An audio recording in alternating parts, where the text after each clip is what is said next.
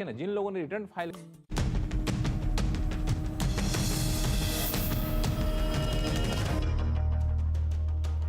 नमस्कार, आवाज समाचार देख रहे हैं आप और आपके साथ मैं हूं स्मिता रशाल। वक्त हो गया 7 बजे की तमाम अहम और बड़ी खबरों का, जिस पर करेंगे नजर। लेकिन उससे पहले नजर इस वक्त की हेडलाइंस पर।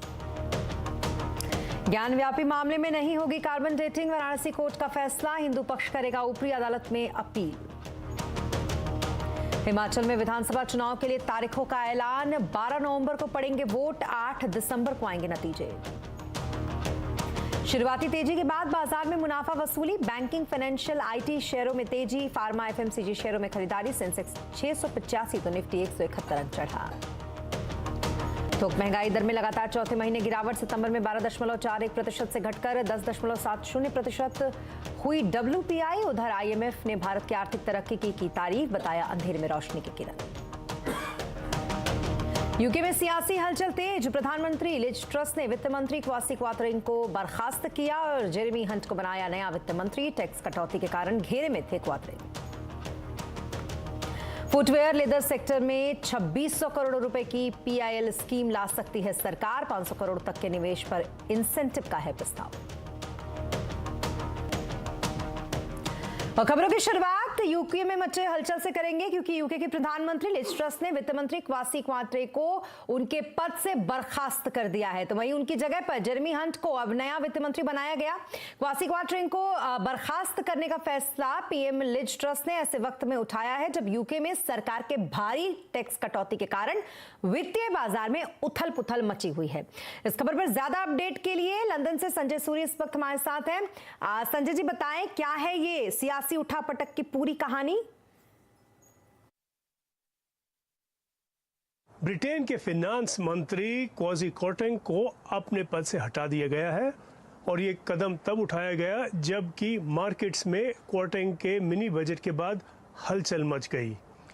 क्वाथरिंग ने अपने मिनी बजट में कहा था 23 सितंबर को कि सरकार लगभग 100 बिलियन पाउंड और कर्जा लेगी। 45 बिलियन पाउंड अपने बजट के खर्चे के लिए, 60 बिलियन लोगों को एनर्जी बिल्स की सहायता देने के लिए। कोई संकेत नहीं दिया गया कि ये जब कर्जा उठाया गया है इसे पूरा कैसे किया जाएगा। हुआ ये कि मार्केट्स में सरकार पर भरोसा नहीं रहा।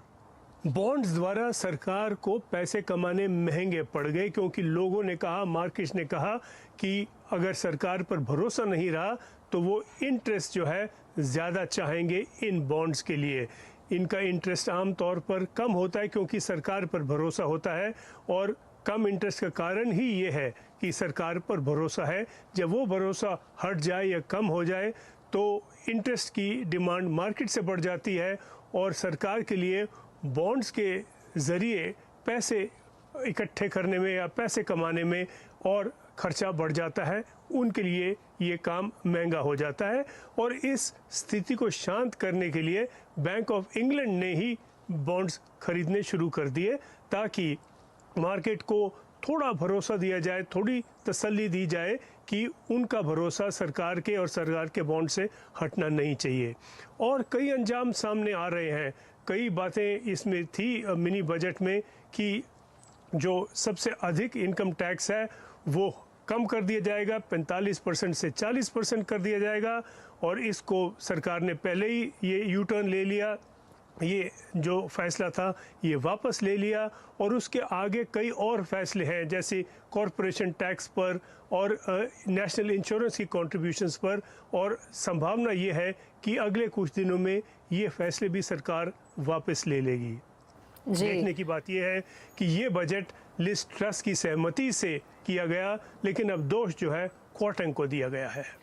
जी, बहुत शुक्रिया तमाम डिटेल्स के लिए आपका संजय जी। और आपके हिसाब से बलि के बकरे कहीं ना कहीं क्वाथरिंग को बनाया गया। और अब बात महंगाई के मोर्चे पर आम आदमी की, जिसको लंबे समय के बाद एक बड़ी राहत मिली है। सितंबर महीने में भारत की थोक महंगाई 18 महीने के निचले स्तर पर आ गई है। सितंबर में भारत की थोक महंगाई 10.70% पर है, जबकि अगस्त में WPI के आंकड़े 12.41% थे। Manufacturing product, fuel and power, खाद्य महंगाई दर घटने से महंगाई की रफ्तार धीमी हुई है। सितंबर में खाद्य महंगाई दर 9.93% से घटकर 8.08% पर और खाद्य तेल WPI -0.474% से घटकर -7.32% पर पहुंच गई है। अब बात IMF की, जिसके अर्थशास्त्री पियरे ओलिवियर ने भारत की जमकर तारीफ की। उन्होंने कहा कि भारत जल्द ही $10 ट्रिलियन की इकोनॉमी वाला देश होगा। भारत अभी के समय में चमकता हुआ सितारा है। इस समय दुनिया को भारत से सीखने की जरूरत है।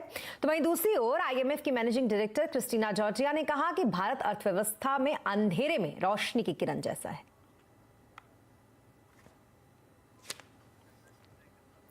दुनिया में मंदी का खतरा मंडरा रहा है, लेकिन बाकी देशों के मुकाबले भारत एक चमकता सितारा है। तो क्या है भारत की आर्थिक चुनौतियां? आज आवाज अड्डा में इसी पर करेंगे बड़ी चर्चा। शाम 7:57। और अब बात करेंगे मार्केट की। शुरुआती तेजी के बाद बाजार में मुनाफा वसूली रही। आखिरी घंटे में बाजार ऊपरी स्तर से फिसल कर बंद हुआ। सेंसेक्स 685 पॉइंट चढ़ा तो वही निफ्टी 171 पॉइंट चढ़कर 17,186 पर बंद हुआ। मार्केट का हाल समझते हैं यतिन से। यतिन, बताएं आज के कारोबार में किन सेक्टर्स में तेजी और किन सेक्टर्स में मंदी रही? देखिए, अगर हम बाजार की बात करें तो ओवरऑल बेसिस पे जो डे हाई की हमारी ओपनिंग थी, वहां से थोड़ी बहुत मुनाफा वसूली आपको थ्रू द डे आती हुई दिखाई दी। इनफैक्ट 300 पॉइंट प्लस वाला निफ्टी केवल क्लोजिंग में 170 पॉइंट ऊपर था, लेकिन ज्यादातर रैली आपको फाइनेंशियल्स, बैंकिंग और IT शेयरों के द्वारा नजर आई। खास करके इन्फोसिस की अगर हम बात करें तो अच्छे नतीजों के बाद 4% ऊपर ये स्टॉक दिखा। HDFC बैंक शनिवार को नतीजे हैं और नतीजों के पहले यहाँ अच्छी खासी खरीदारी दिखी। HCL टेक्नोलॉजीज में भी आपको 2% तक की तेजी आती हुई नजर आई। लूजिंग एंड पे काफी सारे आपको ऑयल एंड गैस शेयर्स दिखेंगे और ऑटो शेयर्स दिखेंगे। तो बजाज ऑटो लगभग 1% नीचे बंद हुआ। Mahindra and Mahindra, JSW steel जैसे स्टॉक्स में भी आपको थोड़ी बहुत गिरावट देखने को मिली। ओवरऑल बेसिस पे अगर हम मिड कैप्स की बात करें तो स्टॉक स्पेसिफिक एक्शन था, खास करके मिड कैप IT कंपनी जैसे कि अगर हम देखें परसिस्टेंट सिस्टम्स लगभग 4% ऊपर। इसके अलावा फेडरल बैंक अच्छे नतीजों के बाद 4% की तेजी यहाँ हुई और IGL जैसे गैस स्टॉक्स में भी आपको 3-4% की तेजी का आगाज देखने को मिला। लूजिंग एंड पे वरुण बेवरेजेस, अदानी विल्मर और इंडियन होटल जैसे स्टॉक्स थे जो इंट्राडे में लगभग 3 से 4% के आसपास टूटे। बहुत शुक्रिया तमाम डिटेल्स के लिए आपका यतिन। और भारतीय बाजार ने अपना बॉटम बना लिया है। आने वाले समय में बाजार में तेजी दिखनी संभव है, ये कहना है मार्केट गुरु देवीना मेहरा का। CNBC आवाज के मैनेजिंग एडिटर अनुज सिंघल के साथ खास बातचीत में उन्होंने कहा कि सेक्टर और कंपनियों के सही चुनाव से निवेशकों को फायदा होगा।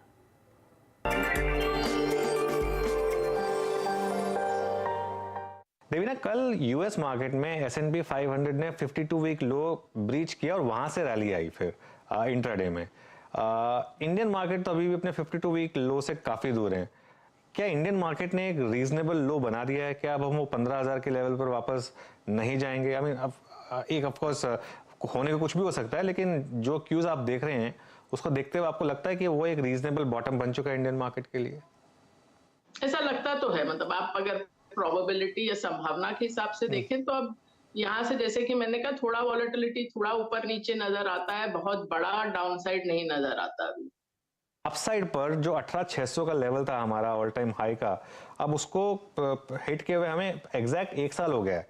अक्टूबर 2021 में हमने वो लेवल हिट किया था और उसके बाद से आप इसे भले टाइम वाइज कंसोलिडेशन कह लीजिए, प्राइस वाइज तो करेक्शन हुआ ही था, लेकिन अभी तक हम उस लेवल पे पहुंचे नहीं है। तो आपको लग रहा है 18,600 के ऊपर निफ्टी जाने की ताकत रखता है और मार्केट अगले साल मच हायर हाइज बना सकता है और अच्छे पॉजिटिव रिटर्न दे सकता है?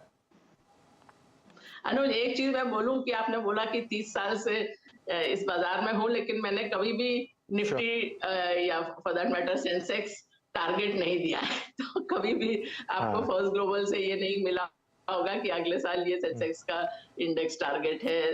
तो नहीं, मेरा ब्रॉड सवाल ये है कि मार्केट ऐसा है कि अभी आपको, जैसा मैंने कहा, कि थोड़ा सेक्टर और कंपनी का चुनाव थोड़ा ध्यान से करना पड़ेगा। दैट वो अभी भी है, ऐसा नहीं है कि सभी कुछ एक साथ में चलेगा। और मार्केट गुरु देवीना मेहरा की ये पूरी बातचीत आप देख सकते हैं शाम 7:27 पर। और अब बात करेंगे ज्ञानव्यापी मामले की। जो संरचना और शिवलिंग है या फुवारा है, उसकी कार्बन डेटिंग नहीं होगी। अदालती जंग में मुस्लिम पक्ष की जीत हुई और हिंदू पक्ष को इसमें झटका लगा है। वाराणसी कोर्ट ने कार्बन डेटिंग कराने की हिंदू पक्ष की अपील को खारिज कर दिया है। वाराणसी कोर्ट का यह कहना है कि जो स्ट्रक्चर मिला है उसकी सुरक्षा करने के लिए सुप्रीम कोर्ट ने आदेश दिया हुआ है, इसलिए उसकी कार्बन डेटिंग नहीं हो सकती। कोर्ट ने यह भी कहा कि कार्बन डेटिंग से इस मामले को सुलझाया नहीं जा सकता। मैं इतना ही कहूँगा कि सबने सब्र रखना चाहिए और आगे अपने मुकदमे को बढ़ाने के लिए उन्होंने जो जो प्रयत्न करने चाहिए वो प्रयत्न करने चाहिए। There are so many alternatives, पर जो सत्य और सही है वो अल्टीमेटली सरवाइव भी करेगा, विन भी करेगा। दुनिया में कभी रास्ता बंद नहीं होता है। राम जन्मभूमि के बहुत बार रास्ते बंद हुए और खुलते चले गए। इसलिए जो सत्य है और सही है वो सामने है। सिविल कोर्ट का जो आज फैसला आया है कार्बन डेटिंग से रिलेटेड, उसका हम लोग वेलकम करते हैं, क्योंकि जाहिर सी बात है सभी के इल्म में बात होनी चाहिए कि 17 मई 2022 को ऑनरेबल सुप्रीम कोर्ट ने वज़ू खाने के पूरे एरिया को सील कर दिया था। तो जब सुप्रीम कोर्ट ने पूरे एरिया को सील करने का ऑलरेडी ऑर्डर दिया हुआ है, तो वहाँ पर कार्बन डेटिंग कैसे की जा सकती थी। इस वजह से सिविल जज साहब ने जो बात कही है वो बिल्कुल ही लीगल है और एज़ पर लॉ है। और अब बात चुनाव आयोग की। चुनाव आयोग ने हिमाचल प्रदेश की 68 सीटों के लिए वोटिंग की तारीखों का ऐलान कर दिया है। हिमाचल प्रदेश में मतदान 12 नवंबर को होगा। मतों की गिनती का काम 8 दिसंबर को होगा। चुनाव आयोग के अनुसार प्रदेश में 55 लाख योग्य मतदाता हैं, जिनमें से 1,86,000 पहली बार वोट देने वाले युवा हैं।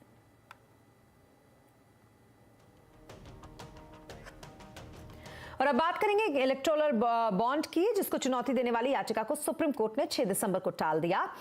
6 दिसंबर तक टाल दिया है। अगली सुनवाई अब 6 दिसंबर को होगी। ये याचिका राजनीतिक दलों को चंदा देने के लिए जारी चुनावी बॉन्ड योजना के खिलाफ डाली गई थी। केंद्र सरकार ने इसका पक्ष लेते हुए कहा कि यह पारदर्शी व्यवस्था है, इससे लोकतंत्र को कोई खतरा नहीं है। तो वहीं दूसरी ओर प्रशांत भूषण ने आरोप लगाया कि मनी बिल के जरिए FCRA और इलेक्टोरल बॉन्ड में संशोधन किया गया है, इसलिए यह मुद्दा राजनीतिक दलों को सूचना के अधिकार के दायरे में लाने का भी है। सरकार फुटवेयर और लेदर सेक्टर के लिए PIL स्कीम जल्द लाने वाली है। इस प्रस्ताव को मंजूरी मिल गई है। उद्योग मंत्रालय अब इसे अंतिम मंजूरी के लिए कैबिनेट के पास भेजेगा। इस पर और अधिक जानकारी के लिए हमारे साथ हैं हमारे संवाददाता लक्ष्मण रॉय। लक्ष्मण जी, बताएं क्या कुछ एक्सक्लूसिव न्यूज है इस पर आपके पास? दरअसल जो कंपनियां जूते चप्पल बनाती हैं, लेदर के जैकेट बनाती हैं, पर्स बनाती हैं, बेल्ट बनाती हैं, उस तरह की जो घरेलू कंपनियां हैं उनको बढ़ावा देने के लिए सरकार ये स्कीम लाने जा रही है।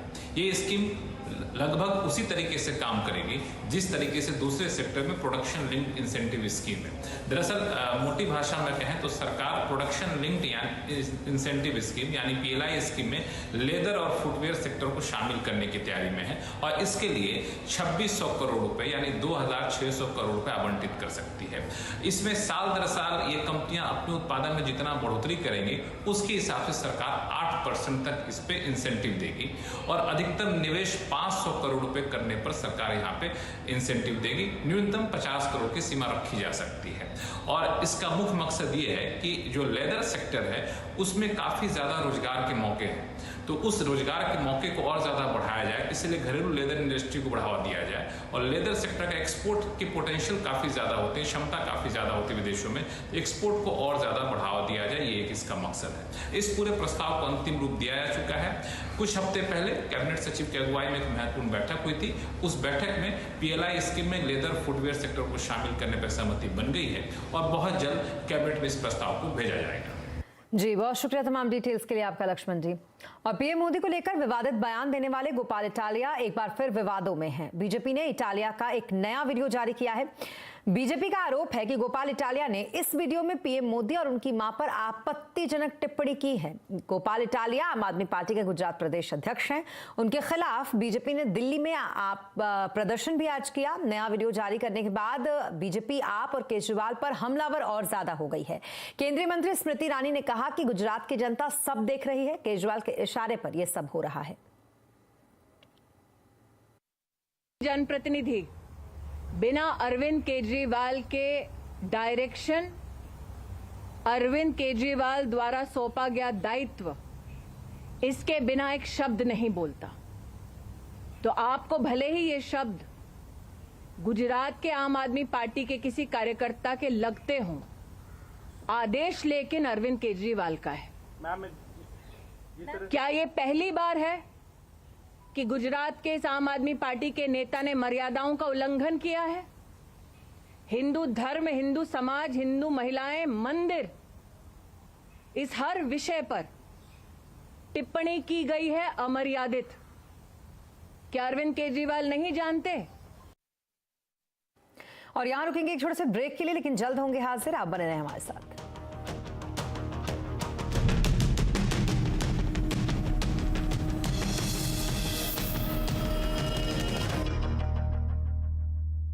फ्यूचर एक्सप्रेस में आप सभी का स्वागत है। एफएनओ मार्केट का हर एक्शन 2790 से चलकर 3006 के आसपास, अब इसमें 250 अंकों के आसपास का मूव देख चुके हैं। कॉल ऑप्शन ले या पुट ऑप्शन 17550 का जो कॉल है वो 85 to 90 के आसपास खरीदारी कर सकते हैं। फिलहाल निफ्टी पे वेट एंड वॉच करना चाहिए। जानिए किन स्टॉक्स में होगी आपकी जबरदस्त कमाई। 3300 के नीचे अर्ली क्लोज अगर आए तो आप शॉर्ट करके यहाँ पर जा सकते हैं। देखिए फ्यूचर एक्सप्रेस। बाजार शुरू होने से पहले कीजिए मुनाफे की तैयारी। जहां से कॉल राइटर्स बाहर निकल रहा है वहां पे बाय कर दीजिए, और जहां पे पुट राइटर कन्विक्शन है वहां पे डिप बाय कीजिएगा। जानिए सेंसेक्स और निफ्टी की कैसी होगी चाल। बहुत बढ़िया मूव्स एंजॉय कर रहा है ये स्टॉक। ब्लैक पैटर्न का ब्रेकआउट, बाय 1210 तक की तैयारी। कौन से स्टॉक्स आपको बनाएंगे मालामाल? 590 के ऊपर खरीदेंगे, 580 के स्टॉप लॉस है, 620 के टारगेट के लिए। देखिए मुनाफे की तैयारी। आप देख रहे हैं कमाई का अड्डा। मार्केट के आखिरी 1.5 घंटे का सारा एक्शन। अगर आपने लॉन्ग प्रॉफिट बनाया है तो रह सकते हैं आप। 30, 40, 50 पॉइंट का स्टॉप लॉस लेके चल सकते हैं। क्लोजिंग बेल बजने से पहले कीजिए जबरदस्त कमाई। तेजी वाला ट्रेड 875 का स्टॉप लॉस लगाइए, तेजी कीजिए। इजीली स्टॉक में मोमेंटम आता हुआ दिखाई दे रहा है। जाने माने एक्सपर्ट्स के साथ इस ऑप्शन के स्टॉप लॉस रखे करीब 32 रुपए के आसपास। देखिए कमाई का अड्डा। मार्केट की पल्स पढ़नी हो या सॉल्व करनी हो स्टॉक से जुड़ी आपकी क्वेरीज, उनके पास है मार्केट से जुड़ा हर जवाब। मार्केट का एक ऐसा नाम जिसका नाम ही काफी है, एक ऐसा चेहरा जिस पे 20 सालों से आप करते हैं भरोसा। देखिए हर रोज मार्केट आवर्स मैनेजिंग एडिटर अनुज सिंघल के साथ सिर्फ CNBC आवाज पर। फ्यूचर एक्सप्रेस में आप सभी का स्वागत है। एफएनओ मार्केट का हर एक्शन 2790 से चलकर 3006 के आसपास, अब इसमें 250 अंकों के आसपास का मूव देख चुके हैं। कॉल ऑप्शन ले या पुट ऑप्शन 17550 का जो कॉल है वो 85 to 90 के आसपास खरीदारी कर सकते हैं। फिलहाल निफ्टी पे वेट एंड वॉच करना चाहिए। जानिए किन स्टॉक्स में होगी आपकी जबरदस्त कमाई। 3300 के नीचे अर्ली क्लोज अगर आए तो आप शॉर्ट करके यहाँ पर जा सकते हैं। देखिए फ्यूचर एक्सप्रेस।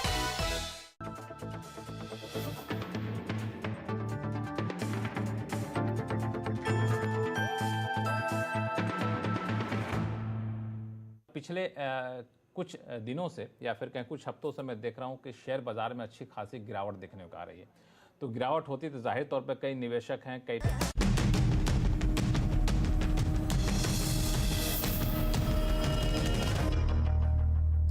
और ब्रेक के बाद एक बार फिर आपका स्वागत है।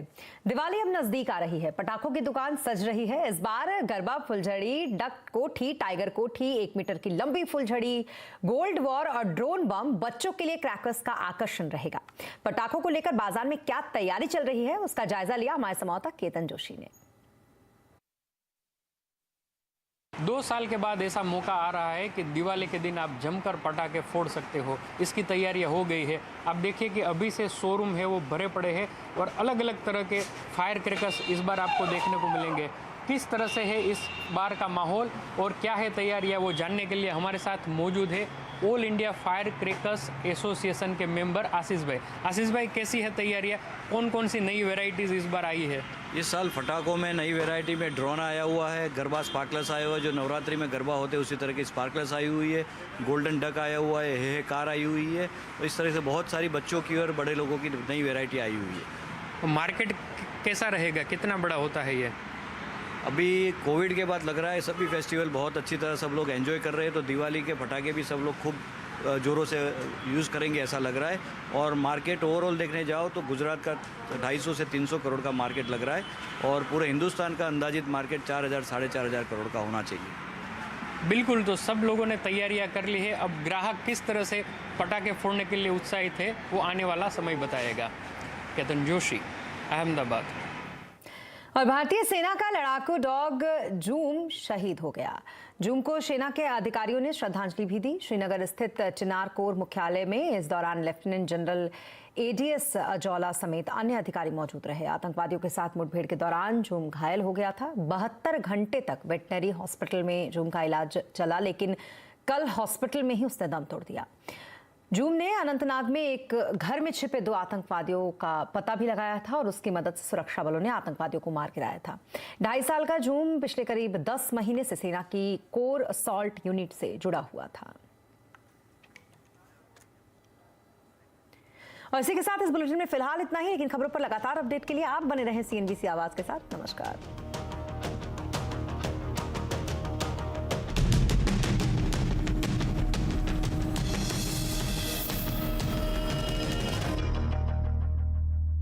फ्यूचर एक्सप्रेस में आप सभी का स्वागत है। FNO market